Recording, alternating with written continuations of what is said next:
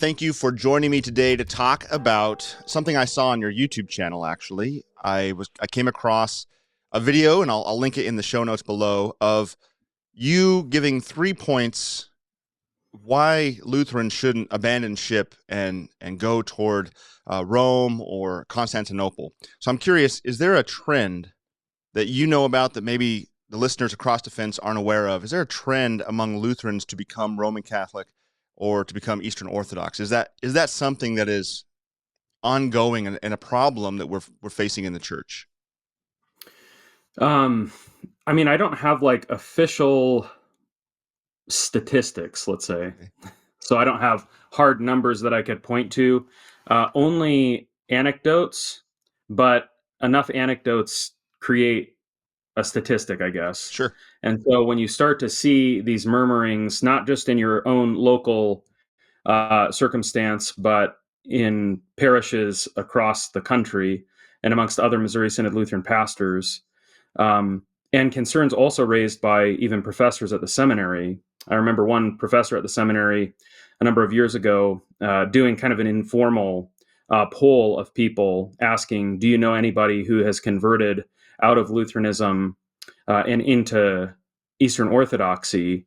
And I think particular attention was given to clergymen who have done this.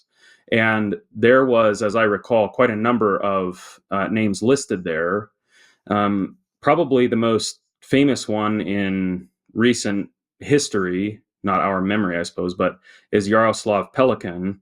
And, obviously Yaroslav Pelikan was no dummy. Sure. In terms of his commitment to the Lutheran confession. I mean, he translates many of the works of Luther in the American edition of Luther's works, but it trickles all the way down then from the academic and the professional theologian to the laity. And I know of a number of resources that have come out recently that were written because of this particular thing. I think in particular, it seems to me more toward Eastern Orthodoxy than Roman Catholicism, but I think that each have a particular kind of allure for disillusioned Lutherans. What are the 3 points, and how'd you get them? Where do they come from? Kind of break down your thought process of why you gave this advice that you gave. So, what is the advice, and then why'd you give it? Yeah, so I think a lot of my reflections in regard to that advice was just stuff that I was coming across online, right? Okay. At various social media platforms, whether it was YouTube or Discord or whatever. Sure. And particularly listening to the kind of arguments that Orthodox and Roman Catholic apologists were making over against what they want to term Protestantism more generally considered. And so, and then the arguments that would follow from that lumped in various figures from the time of the Reformation, and allied together, let's say, people we know would not have allowed themselves to be allied together historically. You're not going to get away, at least 500 years ago, with convincing Luther that he has something in common with Zwingli, for example. And so the categories that I sort of set forth were more general. I think in the video, maybe in the description, I said something like, this is by no means comprehensive, but is just kind of a thing for people to think about in order to pump the brakes a little bit. Because I think they start to hear some of these arguments, and then it's almost like a bobsled, right? And I think that a lot of the arguments online are not really dealing with our historic confession. So the first piece of advice I gave was to avoid false frames. And this piece of advice has to do with the kind of lumping together all non-Orthodox Christians into one category as if they're the same, or lumping all non-Roman Catholic Christians, the Orthodox accepting, into one, lump as if they were all the same, and then arguing against this kind of falsely constructed grouping of people as though they're a monolith. And so the Lutherans sitting there listening, that, oh yeah, it's terrible to hate the sacraments, and it's terrible to just think you can do whatever you want or whatever. And then they kind of become convinced that this also applies to Lutheranism, historically speaking. And there might be various reasons for that. But my advice in regard to avoiding false frames is just, demanding that the people that you're listening to actually deal with your positions.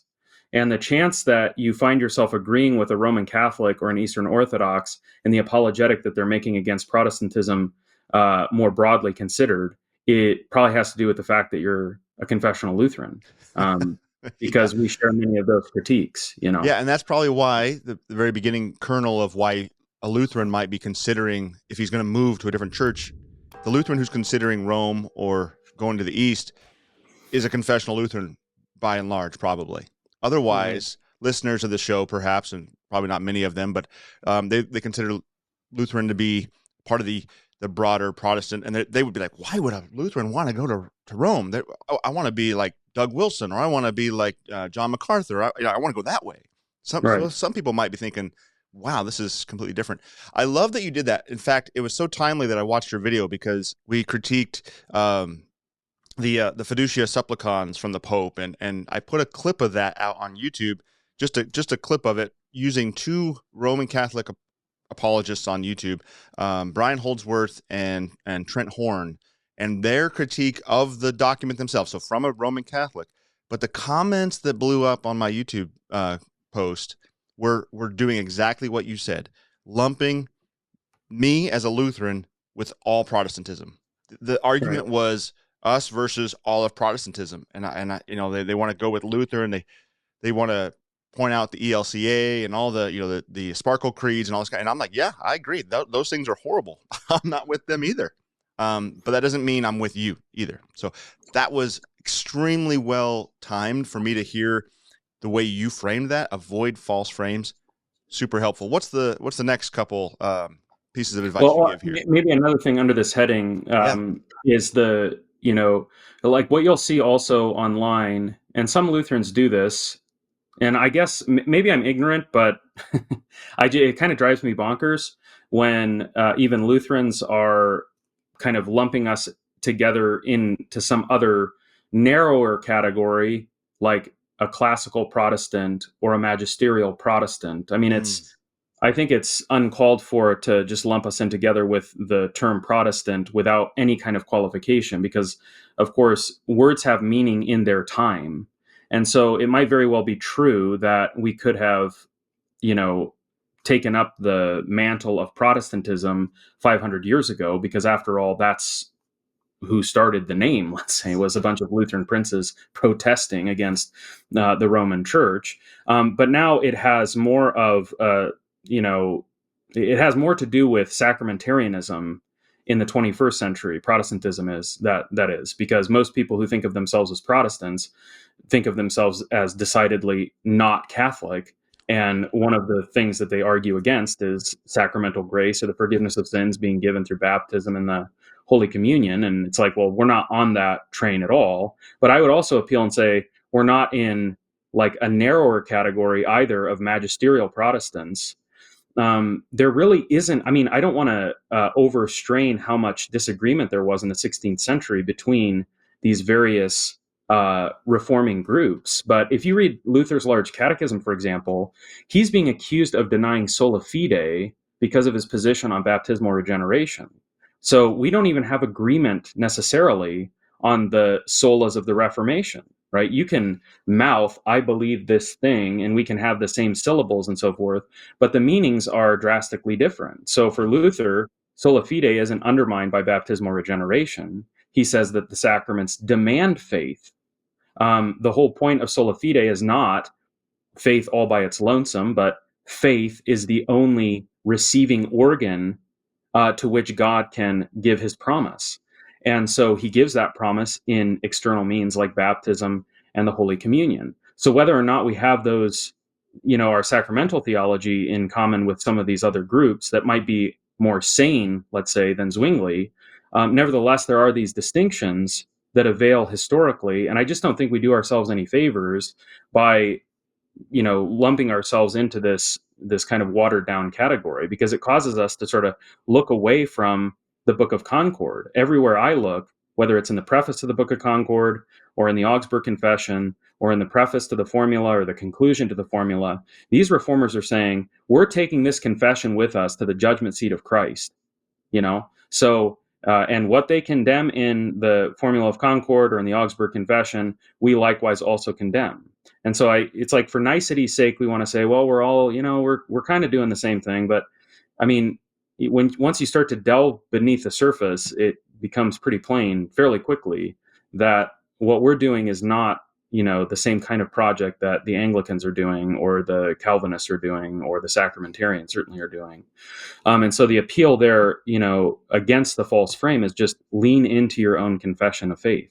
And it's much easier to defend what you are specifically than this false, but also broad swath of potential things you could be, right? Right. If you're trying to make an apologetic stance, defend the cross from this extreme battlefield of all these variables versus I'm a confessional Lutheran, this is what I hold to, that's much simpler. That's much easier to do because you know it. Right. And if you don't know it, well, you can know it by reading the Book of Concord and taking it to Scripture.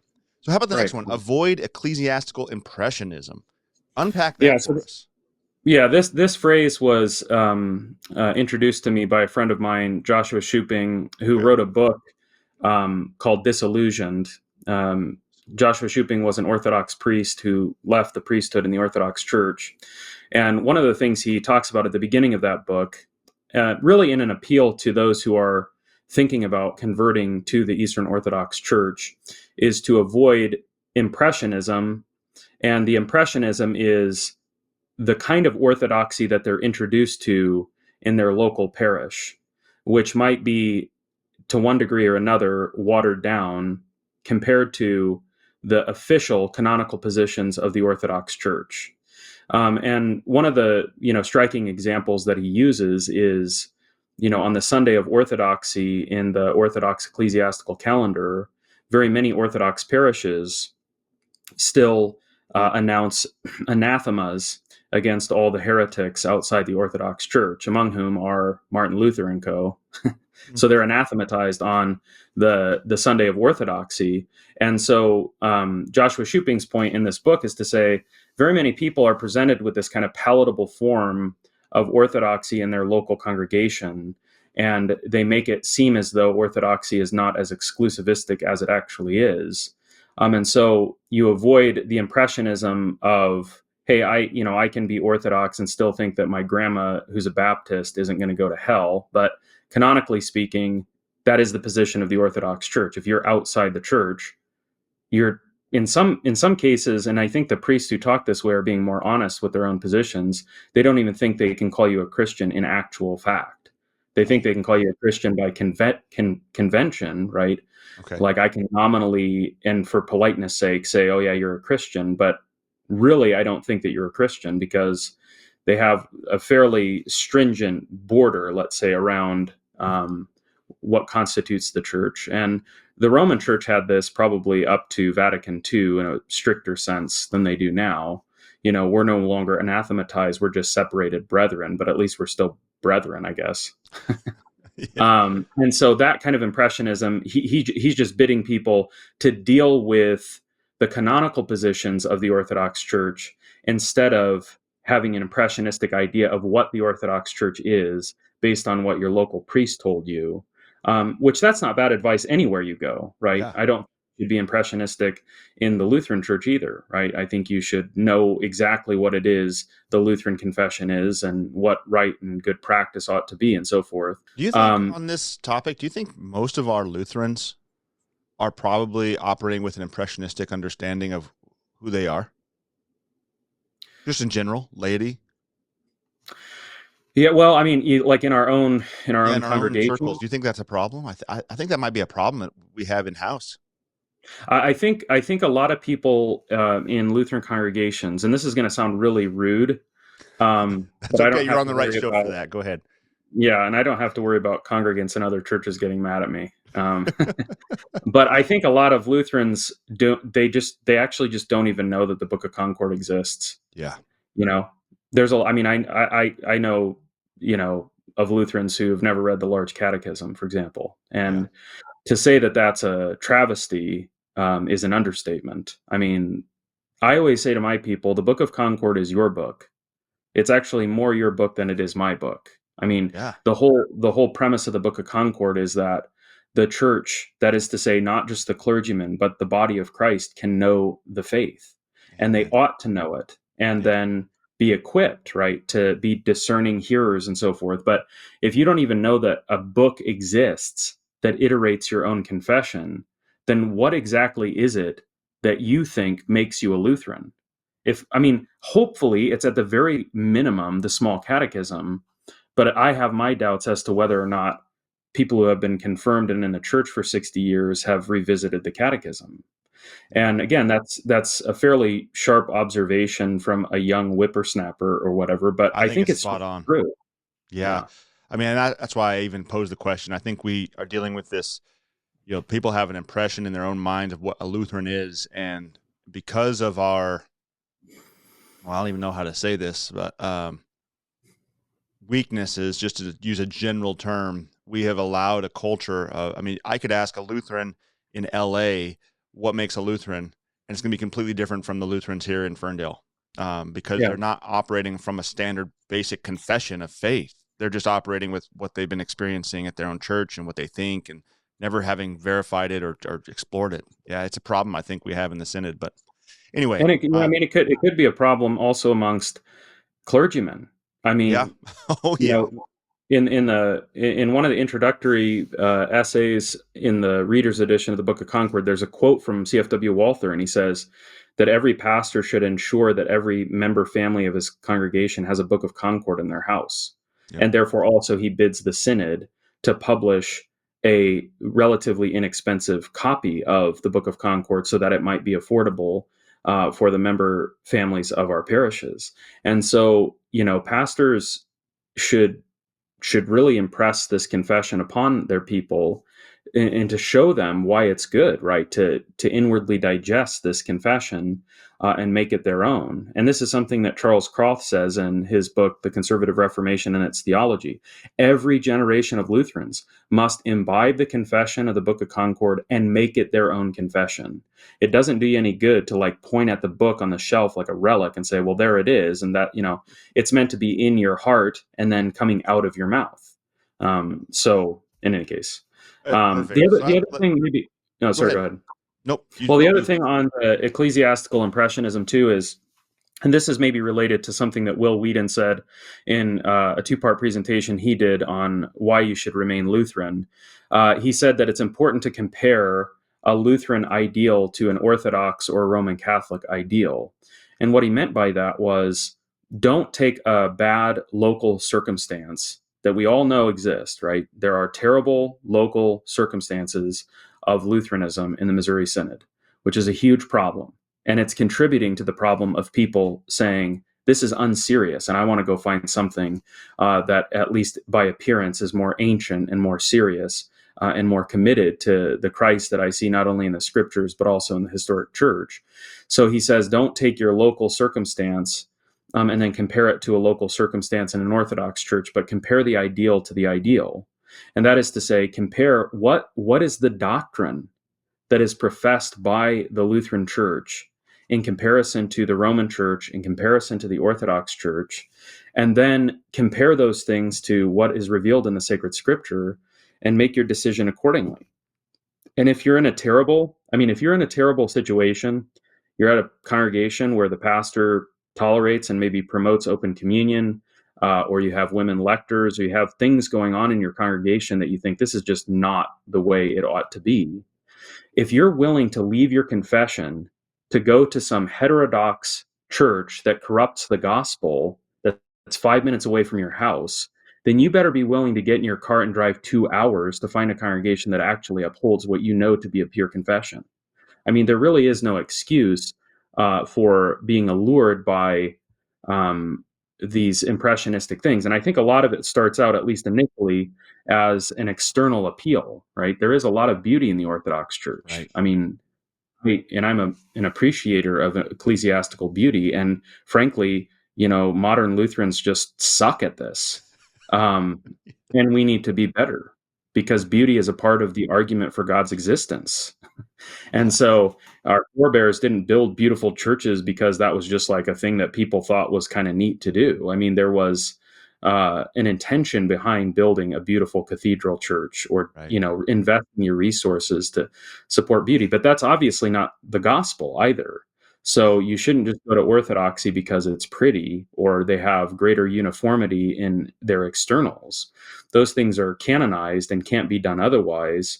And the Orthodox don't know the category of ideophora, which I think is an important category so far as the Christian conscience and Christian freedom is concerned, which are categories in the Word of God. So, I mean, in any case, I just want to make that mention of that. Yeah, that's really good to hear. Thank you for pointing that out. And let's move on to the third category here: the avoid falling prey to oversimplified arguments against the Lutheran position. Right? Is that how you put it? Yeah.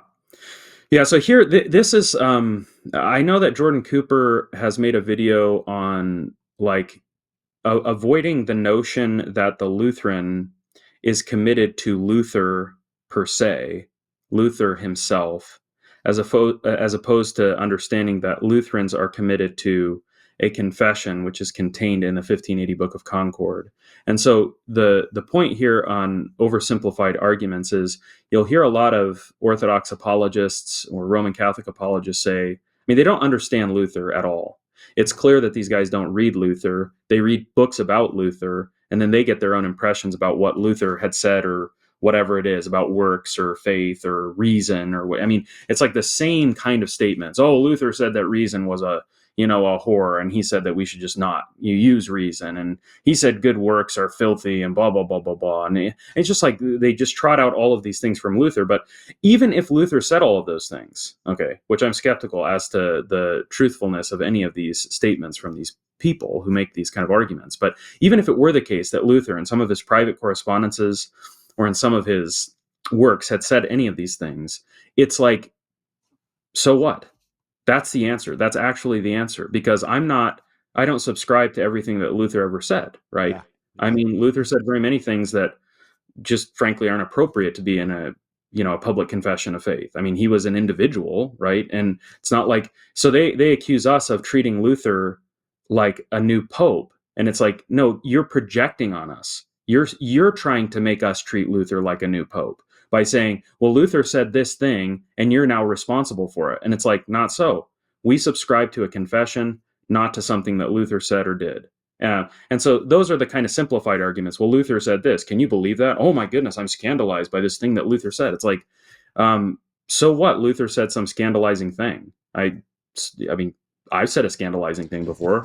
I mean, so it's not, or, like another simple argument is, oh, Luther added the word, alone to Romans 3, we're justified by faith alone. Wow, this is like the worst, most horrifying thing that you could ever think of. And, I said in my video, it just betrays a clear misunderstanding of what the formula calls the particles, like grace alone without works and so forth like this. Faith alone, that's what it means. To be saved by grace, according to St. Paul, means to not be saved by works or any inclusion of works. Like, I don't know what to tell you, but that is the contextual reading of the passages in which St. Paul talks about justification. So if Luther in his translation puts in a clarifying term, right, then like, okay, maybe he shouldn't have done that, but it's not like that's part of our confessional subscription in any case. So like, I'm not going to get hung up on these kind of simplifications of Lutheranism, or again, making it sound like Luther's responsible for every problem that has ever belched forth from the 16th century. It's like, Yeah. I mean, that'd be like, if you're going to make that argument, okay, let's say that okay, fine. Luther's responsible for, like the weirdest evangelical church you could possibly think of in the 21st century. That's Luther's fault. Then Okay. you have to also say, well, the Orthodox Church in the 4th century is responsible for Arius. I mean, it doesn't follow that, like, because these people spring up and are contemporaries of a particular person, therefore they are responsible for them. Yep. I'm not going to make Athanasius responsible for Arius or any of the, or any of these early church theologians or pastors or bishops. It's like error comes into the church.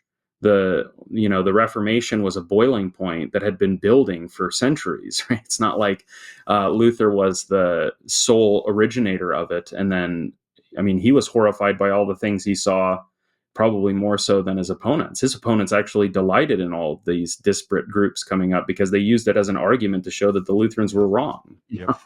So anyway, they're still doing that today. I mean, this is the things you're talking about is exactly what I've most recently experienced in this, comment explosion on the clip. All the things you're talking about have been brought up. Somebody posted, they think, thinking they nailed me to the wall. They said, "Oh, Luther was just a horny monk who pimped out nuns." It's like, one, that's false, but two, that even if it was true, so what? How does that refute what I'm saying? Right? I mean, right. You can't. Yeah. I mean, that would be horrifying and totally disreputable, but it's obviously not true. Right. Exactly. So you mentioned at the beginning, magisterial Protestant, this phrase, and classical Protestant. For the sake of the audience, could you please unpack those for us? When they hear those kind of terms, what are we talking about? Well, I think when people use magisterial or classical Protestantism, they're designating those groups that came out of the Reformation that at least had enough sensibility to formulate confessions, right? So we can agree together that it was good that, that group that eventually became the Anglicans wrote the 39 Articles, even if they're inferior to the Augsburg Confession. And we can agree together, that it's good that some of these Reformed groups had their catechisms longer and shorter and so forth. So I think magisterial and classical has to do with just that it's a more restrained, a more restrained version of Reformation, that over against a kind of radical Reformation, which departs in such way as to take the axe to the root of the tree, so to speak. And so that's in fact what radical means, radix, to the root, right? To just chop the whole thing down. So the magisterial Protestants, like Anglicans and Lutherans, probably, more so than some of the Reformed groups, want to continue to think of themselves and set themselves forth to the world as, belonging to the Western Catholic Church. Those groups who are not in the magisterial Protestant movement, let's say, don't really care to associate themselves with Rome or the Western Catholic Church. They think it's corrupt all the way down to the bottom, and it needs to sort of be replanted, as it were.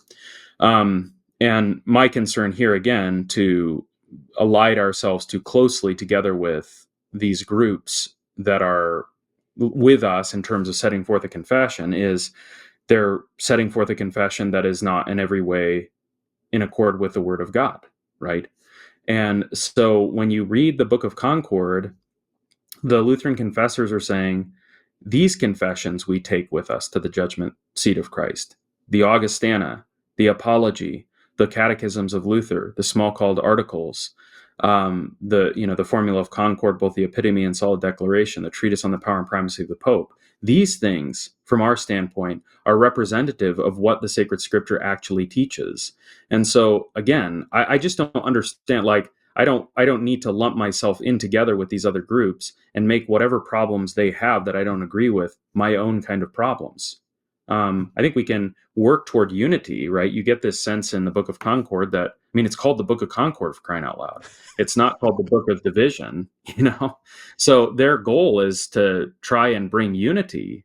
I was on a podcast or on a YouTube stream on the Reformation with some Anglicans, and one of the Anglicans said, it's this lifelong dream of mine to see, the Reformed and the Lutheran come into communion. And I said, you guys have been dreaming that for 500 years. And I said, and there is a way forward. It's for you to acknowledge that the 1580 Book of Concord is the faithful exposition of the Word of God. And so I think it's just important for us to not be nasty, but to remain firm and confident in defending our own confession. And obviously you have to know it before you can defend it. So, absolutely. And that goes against the, one sort of trend in the Lutheran world is to water down our Lutheran identity, right? This is kind of how higher things emerged as embracing the Lutheran thing. I remember when it first, hit the scene, it was all about daring to be Lutheran in this. So what sort of, as we kind of round out the conversation, what sort of boots on the ground kind of pastoral wisdom can you give to both laity, but also pastors who are listening, and how they can embrace the identity? Obviously, knowing the confessions is going to be first and foremost. You got to know what you believe. But beyond that, what kind of, is there any skills, any disciplines where at the beginning of the year, any resolutions we can put into place to live this life better and to move forward on this in this regard? Yeah, well, I mean, I think, okay, this is also going to sound kind of dismissive and rude of certain efforts of our publishing house, but like, we put out these kind of, 20 days through this book emphasizing this theme or whatever, and we have to get like creative with all our Bible study material. And I'm like, why don't you just like read the Bible and the Lutheran confessions? Like it's too simple, Pastor. That's too simple. Yeah, right. It's like it's not rocket science. I think one thing we have to overcome is just that there is this. I don't know. Like, well, you have to first make sure your people are aware that a thing called the Book of Concord exists. Okay, and then help them to understand why it's important and central to the life of the church. Perhaps a pastor uses his own ordination vows as a springboard into making sure that he's going to now set forth portions of the Lutheran confessions to his own people, because he's going to say to them, hey, I promise to teach in accord with these things, and it's probably good for you to know what I promise to teach in accord with, so I don't hoodwink you, and in order for you to know that, you actually have to get into the material. But it's intimidating, of course, because many people are not theologians, which is fine. And so they come with some amount of trepidation because they encounter phrases and words and concepts that they just don't understand. And so I think a pastor can help overcome those things. Maybe he creates another midweek study, which is just, a devotion to the Book of Concord. Let's read through this section. Let's just read through the Augsburg Confession, or let's read through the Catechism. Something that you have to sort of test where your people are at. Sure. But then you give people some kind of perhaps a reading guide. I know that Steadfast Lutherans does this one every Lent. It's a little bit rigorous. I mean, I have to admit, I've started it many years and totally got bucked off the horse because I'm like, I can't read the whole Book of Concord in 40 days when I have all these other things to do. But you could create some kind of a reading schedule whereby you're reading a few pages every day and just making steady and slow progress. Sure. So not to be intimidated by the Book of Concord just because there are things in it that you don't know. Like, you got to start somewhere, right? Yep. But to take confidence in the fact that the Book of Concord really is about the consolation of the Christian conscience. I mean, this is the primary concern in the 16th century, is that the laity would understand that by faith they're justified for the sake of Christ the crucified. And so this is what the Book of Concord really at center is about. I mean, it's about the gospel, and then the manner in which the gospel can be affected negatively or positively by various false practices or false doctrine and so forth. So having that kind of assurance that at least at root, that's what the Book of Concord is about, not just all these high-flown theological concepts. But maybe a place to start would be something like, maybe even the small called articles before you get into the Augsburg Confession, because they're shorter, right? And Luther in some ways is easier to read just because of he's a little bit more of a practical man, and not so this way like Chemnitz or Melanchthon. But sure. So the small called articles, or also the large catechism. I mean, the large catechism really should be our daily meat that we just make sure that we're reading on a regular basis and continuing to imbibe it, but not to despise these things and to think less of them. And Luther makes that appeal especially to pastors, the would-be wise, right? The lazy bellies. So it's like, give the book to your people. Like, what are you waiting for? They need it, right? As much as you need it as their pastor. So that would be, if a study's not happening like that in a congregation, maybe a layman, asks his pastor, hey, can we start doing this? Can we read the Book of Concord together? And if he's got a pastor worth his salt, he's not going to be like, oh my goodness, not this again. He's going to say, I've been waiting for somebody to ask me to do this, Yeah. So that sort of a thing. But then just to get into it, to create a habit or a discipline whereby you're imbibing a little bit at a time every day, Great. Well, Pastor, thank you very much for the time. I appreciate you carving out some time to have this conversation. We're going to leave it right there for the sake of our time constraints on this show, but we'll have you back on for some more. This has been really helpful. I would love to. You had mentioned Joshua Shuping, his Yeah. book, and I'd love to Mhm. check that out. Maybe even have him on the show. So we'll follow up with that too. Can I make a couple book recommendations really Yes. quick? Oh, yes, please. Actually, that was on my list to ask you if you had any other resources that we could take a look at. Well, Please, what do you if got? people are interested in looking into kind of the historic correspondence between the Lutherans and the Orthodox, there is a book. I don't know how to say his Greek last name, so I'll just call him George. But the book is called Augsburg and Constantinople: The Correspondence Between the Tübingen Theologians and Patriarch Jeremiah II of Constantinople. And there are a series of fairly lengthy correspondences between the Tübingen theologians, the primary author of which was Jakob Andrei, who also contributed to the Formula of Concord, so no minor figure, and Okay. Patriarch Jeremiah II. And they translated the Augsburg Confession into Greek, and they sent it to him. And then they had these series of correspondence on things that they disagreed about. And that at least can help people begin to see, okay, where is like the dividing point between the Lutherans and the Orthodox? It's probably not so dissimilar to our dividing points with Rome, the papacy or whatever, Yeah. notwithstanding.